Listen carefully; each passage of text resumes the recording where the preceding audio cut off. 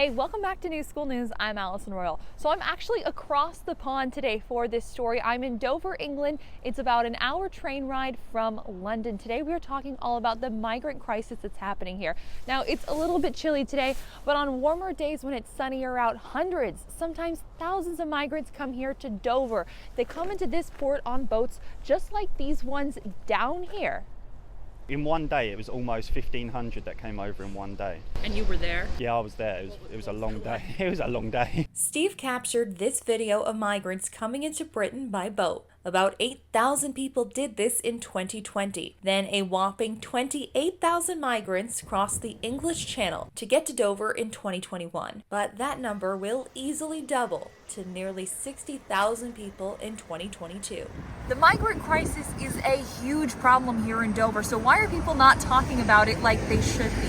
I turned to Steve Laws and asked him how he became an accidental journalist in his hometown. The boats will come from round that corner, they'll sail straight across over there, then moor up next to the two boats over there, and then walk the immigrants straight across and then bring them up the rampway that we just see.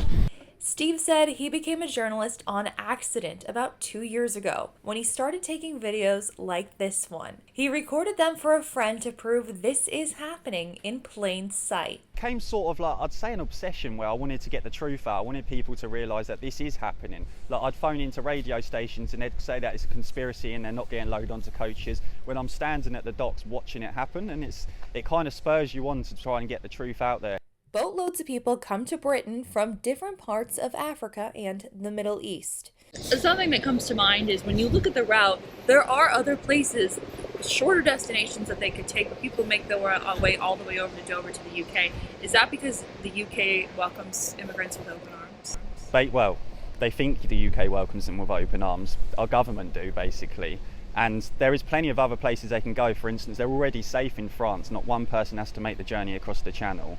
They've already passed through Spain, Italy, and various other nations. So there's places they can go, and they can stay in their surrounding regions and nations in those areas to help them out as well. But ultimately, because the UK is the land of milk and honey, everyone wants to come here. I've spoken to a few of the illegal immigrants, and they've all said they've paid £3,000 to £5,000 to come over in a dinghy. Most of the people that are coming on these boats, these migrants, are young men, and they're coming from different countries all over the Middle East and Africa. Sometimes the journey's short, sometimes it's long, and they stop in other countries in Europe along the way. But a lot of them know that the UK will usually welcome them with open arms. And that's what brings us to the Rwanda deal. The Rwanda deal is a new deal where the UK said that it will send asylum seekers to Rwanda while they are waiting out their case. But a lot of people, including Steve, are skeptical about this deal.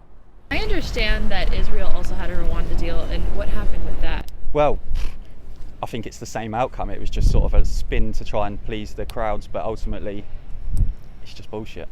According to the Rwanda deal, British taxpayers are paying about £120 million to house these migrants. Of course, many people, like myself, think of the 1994 Rwandan genocide when they think of Rwanda. Boris Johnson said that critics should not be worried because Rwanda is a safe place that many people even visit on holiday nowadays. I think it's nothing more than to help them win the local elections, because they've taken a battering through the Partygate scandal. I'm not sure if you've heard about it in the States, where Boris had some cake and broke the lockdown rules, but that's we've heard about it.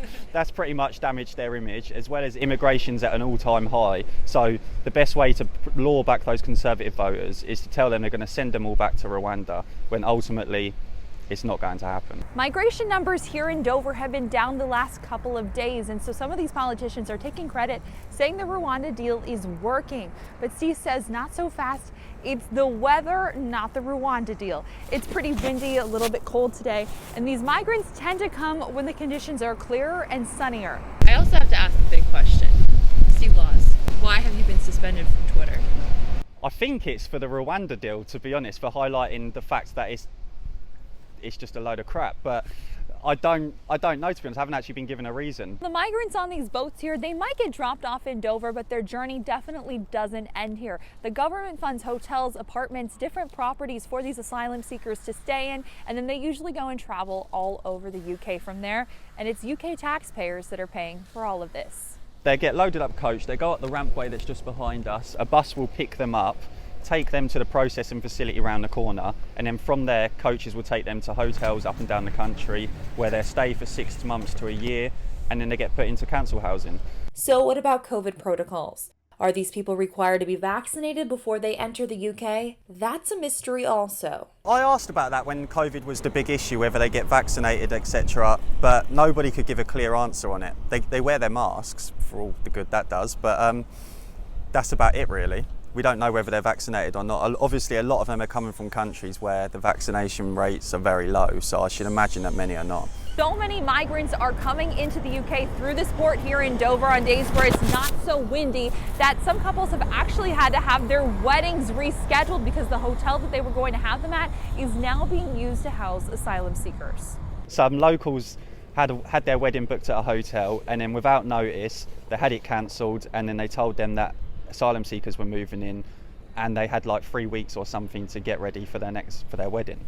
This story is a reality that corporate news ignores in its newscasts. It's a story the government would rather keep quiet. However, Steve Laws will not let that happen. I went to film a beach landing, just the beach just over there behind those lorries, and which is actually quite bizarre that a dinghy will land right next to where the border force are meant to pick them up, but that's hit neither here or there. Anyway, I went to the beach to film it, and I got a bit late, so 2 people were there claiming the dinghy by salvage rights. After I realised it was all legit and they had the forms and paperwork, I was like, oh, can I have a ride? The border force was there as well. They gave their blessings, showed us how to put life jackets on. We went out for a ride in the dinghy. The lifeboat came out thinking we was immigrants, and that was packed with immigrants on the boat, thinking like coming out to pick us up. We was like, oh no, we just found the dinghy on the beach. And then we went round the corner, and then 2 days later, when I got home, and 2 days later, I got arrested for stealing a dinghy, and then left me on bail for like 2 years. Eventually the whole case got dropped because I'd done nothing wrong, but they just used that. And then they tried serving an injunction on me to stop me filming at the docks, which like they tried really hard for that, claiming that I was intimidating and harassing the migrants, even though I don't even speak to them here. I literally film them coming up a ramp. And then from there, the courts refused to actually serve the injunction. But yeah, it was a long drawn out there's about 10 court cases all in all trying to clear my name when I've done nothing wrong. It makes you think, what are they trying to hide? What are they trying to keep? I think it was trying to discredit my work by painting the narrative that I'm some sort of thief or a thug, so people wouldn't listen to what I'm saying. For more on the migrant crisis here in Dover and to learn more about Steve's work, I have the links to all of this in the description of this Rumble video. Reporting here in Dover, I'm Allison Royal, and this is New School News. Be sure to subscribe.